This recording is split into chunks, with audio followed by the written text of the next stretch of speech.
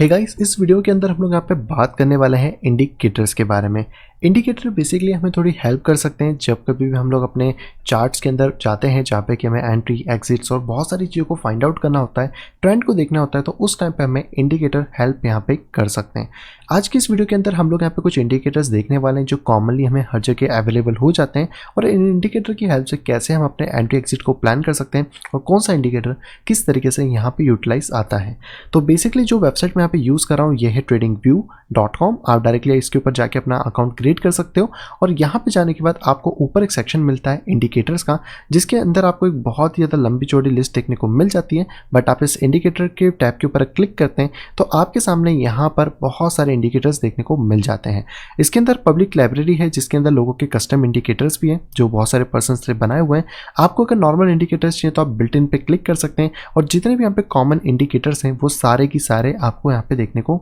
मिल जाएंगे। सबसे पहले अगर इंडिकेटर की बात करें तो हम कह सकते हैं इसे SMA, या फिर आप इसको डायरेक्टली अगर लिखना चाहें तो आप इसको लिख सकते हैं मूविंग एवरेज। ये बेसिकली बहुत ही ज़्यादा कॉमन इंडिकेटर है जो कि हमें काम आता है। सबसे पहला है यहाँ पे मूविंग एवरेज। आप इसके ऊपर अगर सिंगल क्लिक करेंगे तो आपको एक इंडिकेटर का टैब यहाँ पे लगता हुआ मिल जाएगा। आप अगर मल्टीपल क्लिक करते हैं तो आप मल्टीपल इंडिकेटर्स को भी यहाँ पर एट अ टाइम चार्ट के ऊपर अप्लाई यहाँ पे कर सकते हैं। तो अभी के करंट कंडीशन के हिसाब से मैंने 3 इंडिकेटर्स यहाँ पे अप्लाई करे हैं,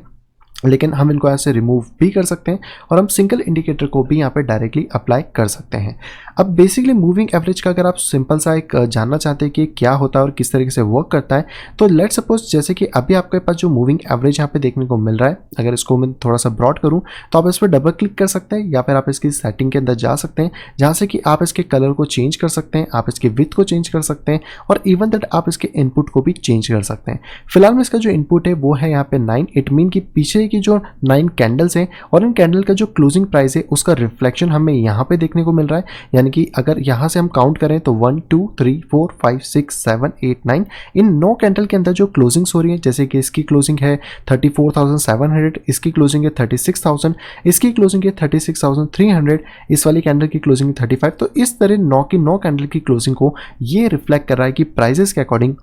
यहाँ पे उसका एक एवरेज वैल्यू आता है। बेसिकली मूविंग एवरेज को यूज़ करने का फंडा बड़ा सिंपल है। अगर आप एक सिंपल मूविंग एवरेज को यहाँ पे यूज़ कर रहे हैं और एक ही आपने मूविंग एवरेज लिया है तो मूविंग एवरेज की जब प्राइस नीचे होता है तो वो एक तरीके से रेजिस्टेंस की तरह यहाँ पे एक्ट करता है और जब इसके ऊपर प्राइसेस यहाँ पे आते हैं तो प्राइसेस यहाँ पे सपोर्ट की तरह एक्ट करते हैं, जिसके अकॉर्डिंग आपको पता पड़ता है कि जो मार्केट है उसका ट्रेंड अभी किस डायरेक्शन में चल रहा है। जैसे कि अगर अभी करेंटली बात करी जाए तो प्राइसेस इसके ऊपर आ चुके हैं और यहाँ पर अगर प्राइसेस इसके ऊपर ही यहाँ पे टिकते हैं आने वाली 1 या 2 कैंडल्स में तो प्राइसेस के अंदर वापस से बाउंस मिलेगा और प्राइसेस वापस से अप डायरेक्शन की तरफ हमें बढ़ती हुई मिल जाएंगी। तो यहाँ पे इस तरीके से इसको यूज़ करा जाता है और इवन दैट इसकी सेटिंग्स को आप बहुत सारे अलग अलग तरीके से चेंज कर सकते हैं। जैसे कि यहाँ पे 9 है, मोस्ट कॉमनली जो लोग यहाँ पे यूज़ करते हैं वो होता है 21 डेज का मूविंग एवरेज या 20 डेज का, जो कि हमें और ज़्यादा पोजिशन को रिफाइन कर देता है। जैसे कि अभी आपने 9 के अंदर देखा था तो वहाँ पर आपको कहीं ना कहीं प्राइसेस के बीच में मूविंग एवरेज मिल रहा था, बट जैसे ही हमने इसकी वैल्यू को 21 करा आप देख सकते हैं कि प्राइसेस बहुत अच्छे से आपको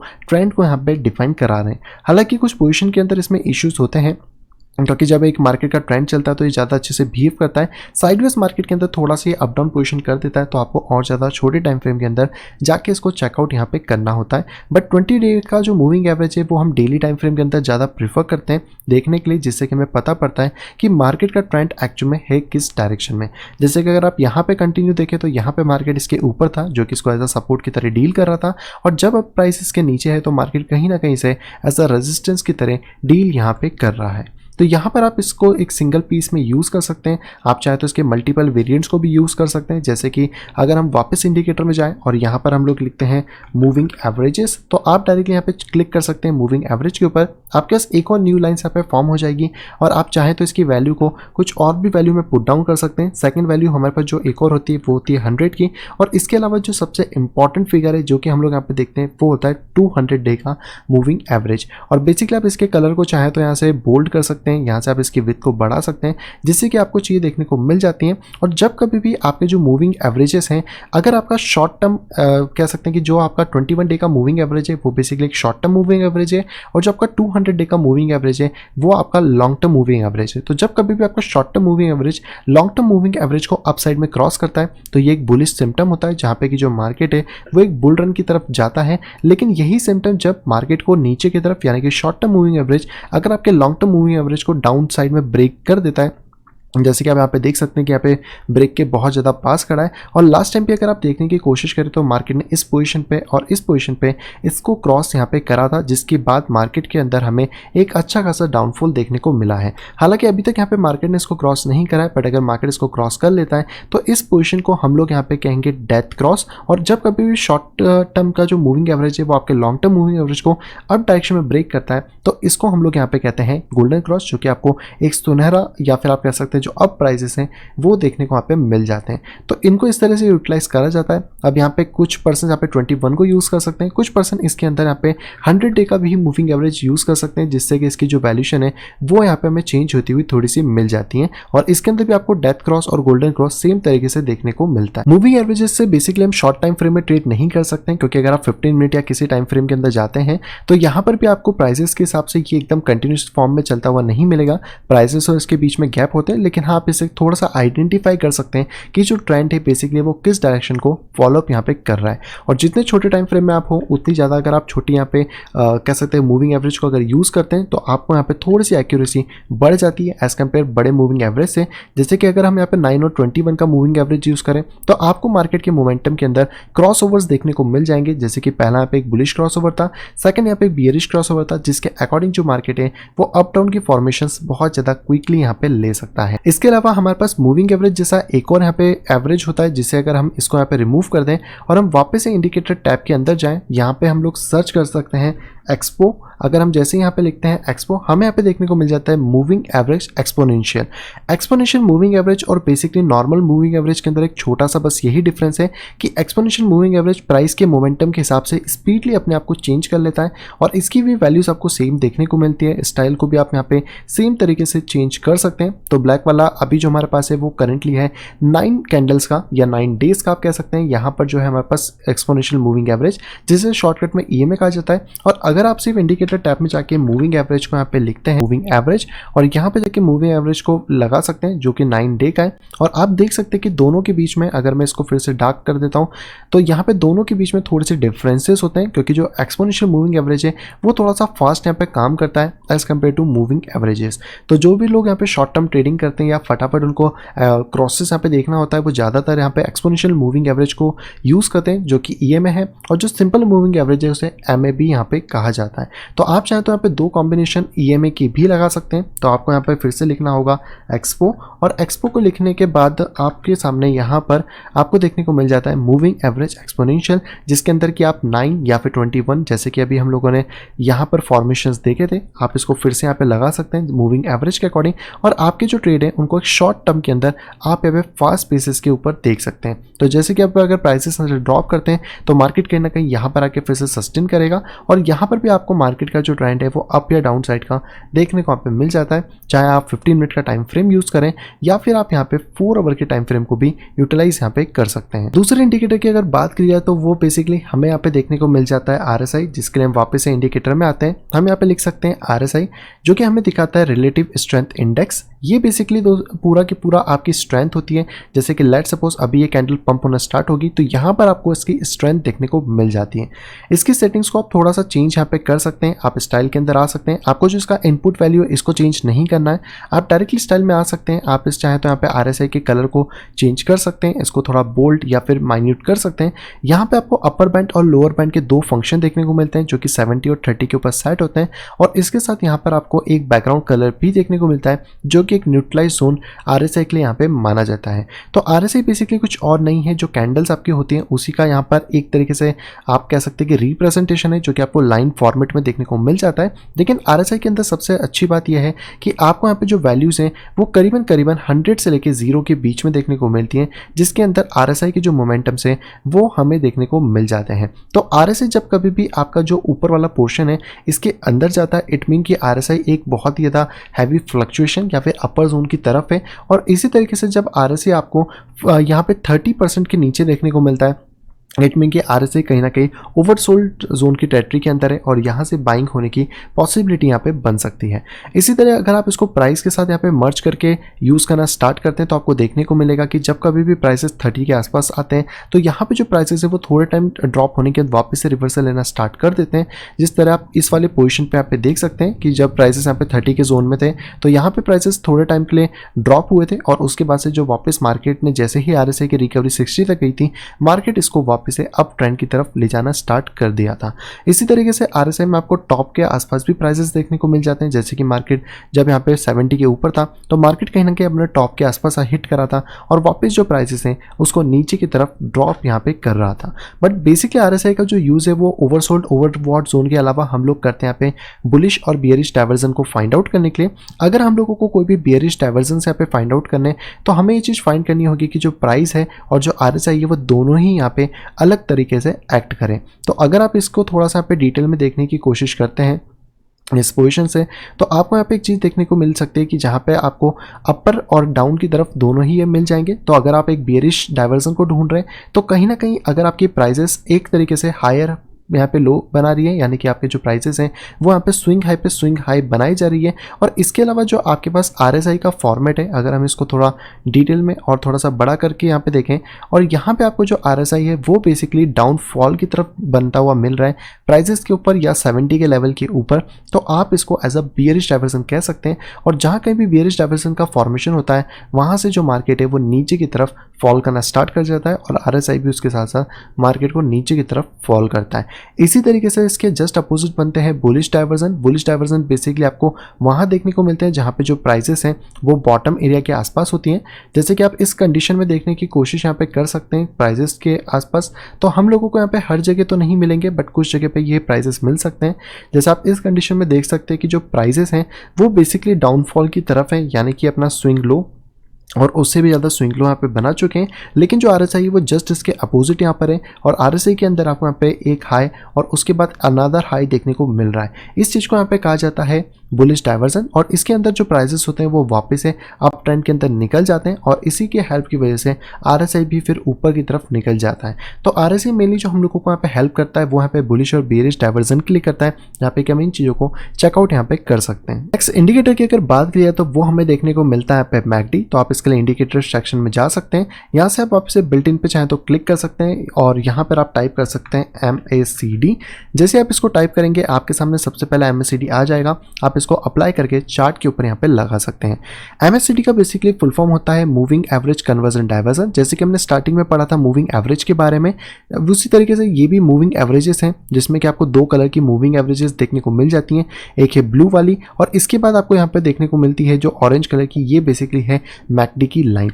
तो यहाँ पे जो मूविंग एवरेज है ये इसको पूरी तरीके से अप और डाउन की तरफ क्रॉस करती है। तो जब कभी मूविंग एवरेज यहाँ पे MACD लाइन को ऊपर की तरफ क्रॉस करती है तो ये एक बुलिश सिम्टम है और जहाँ पर यही लाइन्स इसको नीचे की तरफ क्रॉस करती हैं वो हमें एक बेयरिश सिम्टम देखने को मिल जाता है। इसके साथ ही MACD के अंदर आपको यहाँ पर ये कुछ बार जैसा सिनेरियो देखने को मिल रहा होगा अप साइड में और डाउन साइड में। इन्हें यहाँ पे हिस्टोग्राम कहा जाता है और इनके सेंटर में जो लाइन है इसे यहाँ पे जीरो लाइन की तरह ट्रीट यहाँ पे करा जाता है। तो ये जो हिस्टोग्राम्स होते हैं ये आपको बेसिकली बाइंग प्रेशर और सेलिंग प्रेशर को इंडिकेट करते हैं। तो अगर आपको ये डार्क पोर्शन में देखने को मिल रहे हैं इट मीन कि ये अप साइड की तरफ है, यानी कि बाइंग हो रही है। और अगर यही डार्क वाले पोर्शन के बाद इसी के लाइट पोर्शंस डाउन तरफ जाने लगते हैं, यानी कि कहीं ना कहीं जो बाइंग है वो यहाँ पे कम हो रही है। इसी तरह का सेलिंग की बात किया तो सेलिंग प्रेशर हमें यहाँ पे रेड वाले में ज़्यादा देखने को मिलता है और ऐसे ही अगर लाइट रेड हमारे पास आने लगते हैं तो सेलिंग प्रेशर जो है वो यहाँ पे कम होने लगता है। बेसिकली इस इंडिकेटर को यूज़ करना बहुत ही ज़्यादा आसान है।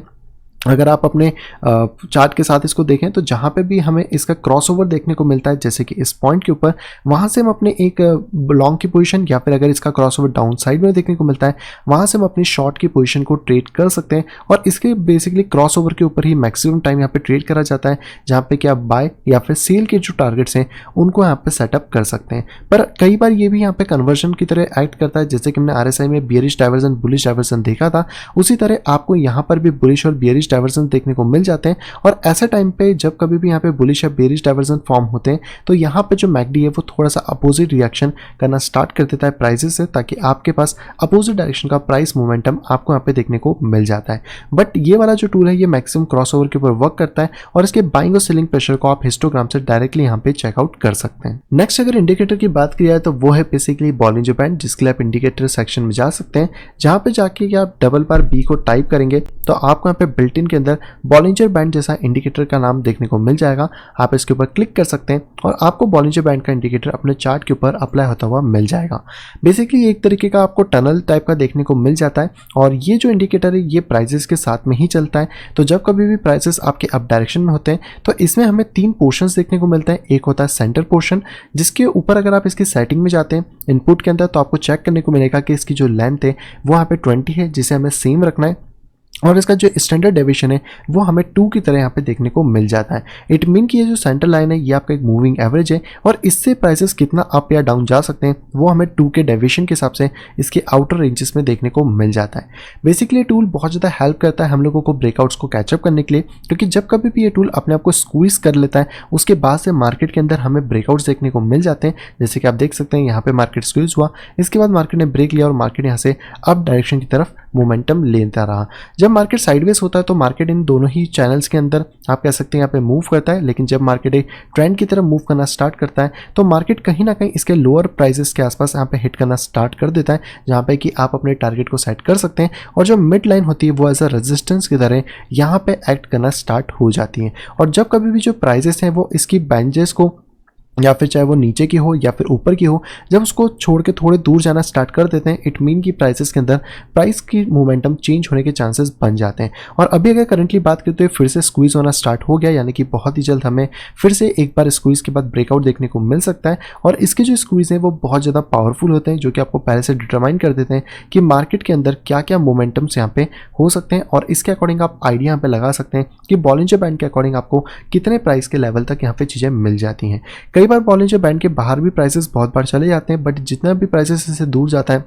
वो वापस इसके अंदर आके ही ट्रेड करता है। और इसकी जो मिड लाइन है ये थोड़ी इंपॉर्टेंट होती है, क्योंकि अगर ये मिड लाइन इसको ब्रेक नहीं कर पा रही है इट मीन कि आपका ट्रेंड स्टिल कंटिन्यू रहेगा। और अगर आपकी मिड लाइन ब्रेक होकर प्राइसेस ऊपर की तरफ क्लोज होते हैं देन फिर जिस तरीके से प्राइसेस नीचे की तरफ टेस्ट कर रहे थे उसी की तरह प्राइसेस फिर ऊपर वाला जो बैंड है या ऊपर वाली जो हमारी चैनल की कह सकते हैं जो आउटर लेयर है उसको फिर प्राइसेस यहाँ पे टेस्ट करना स्टार्ट कर देते हैं। तो इसमें आपको थोड़ा सा बेनिफिट मिलता है और आप कहीं ना कहीं इसको थोड़े लंबे समय के लिए होल्ड यहाँ पे फिर कर सकते हैं और इस बैंड के अकॉर्डिंग आप समझ सकते हैं कि आपका जो प्राइसेस हैं वो कितना नीचे या कितना ऊपर आपके टारगेट को यहाँ पे सेट करा जा सकता है। नेक्स्ट अगर इंडिकेटर की बात करें तो वो हमें वापस से जाना होगा इंडिकेटर टैब में और यहाँ पर हमें टाइप करना होगा स्टॉक RSI। तो आप जैसे ही HTO लिखते हैं आपके सामने यहाँ पे आ जाएगा स्टॉक स्टिक RSI। बेसिकली आप स्टॉक स्टिक को भी यूज़ कर सकते हैं, पर इससे ज़्यादा बेटर और एडवांस वर्जन आपको देखने को मिल जाता है स्टॉक स्टिक RSI के अंदर। तो आप इस पर डायरेक्टली क्लिक कर सकते हैं और ये आपको नीचे की तरफ देखने को मिल जाएगा। इसका जो पोर्शन है वो भी लगभग आपको थोड़ा सा मैकडी और RSI का कॉम्बिनेशन जैसा देखने को मिलता है, जहाँ पे कि आपको फिर से वही ब्लू ऑरेंज वाली पोर्शन देखने को मिलते हैं जो कि मैकडी के अंदर हमें क्रॉसओवर्स में थे, लेकिन इसके अंदर आपको यहाँ पर पीछे की तरफ एक ब्लू पोर्शन देखने को मिलता है जो कि आपको 80 और 20 के पोर्शन के अंदर डिफरेंशिएट यहाँ पे करता है। बेसिकली ये मार्केट के मोमेंटम या फिर आप कह सकते हैं कि उसकी स्ट्रेंथ को भी इंडिकेट करता है। जैसे कि आप यहाँ पे देखेंगे कि मार्केट का जब यहाँ पे क्रॉसओवर हुआ यानी कि ब्लू वाली लाइन जो कि हमारी शॉर्ट टर्म एवरेज है उसने यहाँ पे जो ऑरेंज वाली है जो कि हमारा लॉन्ग टर्म एवरेज है उसको अप डायरेक्शन में क्रॉस करा, तो मार्केट ने भी कहीं ना कहीं यहाँ से एक अप डायरेक्शन को स्टार्ट करा। और जब प्राइसेस ऊपर जाके इसकी टेरिटरी के अंदर मोमेंटम ले रहे थे तो मार्केट प्राइस कहीं ना कहीं एक साइडवेज जोन में था और जैसे ही वापस से प्राइसेस आपकी 80 के नीचे आने के ड्रॉप करना स्टार्ट करें वैसे आपका जो प्राइसेस है वो क्रैश करके नीचे आना स्टार्ट हो गए। इसी तरीके से वापस से इसने क्रॉसओवर दिया जहाँ पे कि आपको फिर से दोबारा एंट्री मिल सकती थी और अभी जो प्राइसेस है वो ऊपर की टेरिटरी में और जितने टाइम तक कि ऊपर की टेरिटरी के अंदर मोमेंटम देगा प्राइसेस के चांसेस है कि प्राइसेस यहाँ पे अप डायरेक्शन की तरफ बढ़ते रहें। उसी तरीके से अगर आप एक बियरिश मार्केट में है जहाँ पे कि मार्केट गिर रहा है और उस केस के अंदर अगर आपको यहाँ पे ट्रेड चाहिए तो आपको 80 के जब प्राइसेस नीचे आते हो, जहाँ पे क्रॉसओवर होता है, वहाँ से हम लोगों को इसमें एक अच्छी एंट्री मिल सकती है। और जितना टाइम ये प्राइसेस नीचे की तरफ मोमेंटम लेगा, चाहे 20 के हो या फिर इसके नीचे हो, उतना ही ज़्यादा आपका जो प्राइसेस है वो नीचे की तरफ यहाँ पे गिरते रहेंगे। और इसके बीच में शॉर्ट टर्म में आपको थोड़ा सा अप डाउन मोमेंटम देखने को मिल जाता है, तो आप किसी भी टाइम फ्रेम में जाके चेकआउट कर सकते हैं। बट जितनी बड़ी टाइम फ्रेम होगी उतना ज़्यादा आपको क्लियर एक आइडिया लगेगा कि जो मार्केट है वो कहाँ से रिकवरी दे सकता है और कितने टाइम तक उस जोन के अंदर रह सकता है। तो बेसिकली हम इसके नीचे के क्रॉसओवर से बुलिश थोड़ा सा हो जाते हैं, और ऊपर का अगर क्रॉसओवर 80 के नीचे होता है तो वापस हमें एक बियरिश सिम्टम देखने को मिलता है, क्योंकि फिर जो मार्केट है वो वापस से डाउनफॉल में आता है। लेकिन अगर मार्केट 80 के ऊपर ट्रेड कर रहा है तो हम बुलिश रह सकते हैं, और अगर 20 के नीचे ट्रेड कर रहा है तो हम यहाँ पे कंटिन्यूसली बियरिश भी रह सकते हैं। तो यही थे सारे के सारे बेसिक इंडिकेटर जो कि हमें यहाँ पे यूज आते हैं, और ये कॉमन इंडिकेटर्स हैं जो कि आपको हर प्लेटफॉर्म पे देखने को मिल जाएंगे। तो आप किसी भी प्लेटफॉर्म पे जाके इसको ईजी तरीके से यूटिलाइज यहाँ पे कर सकते हैं।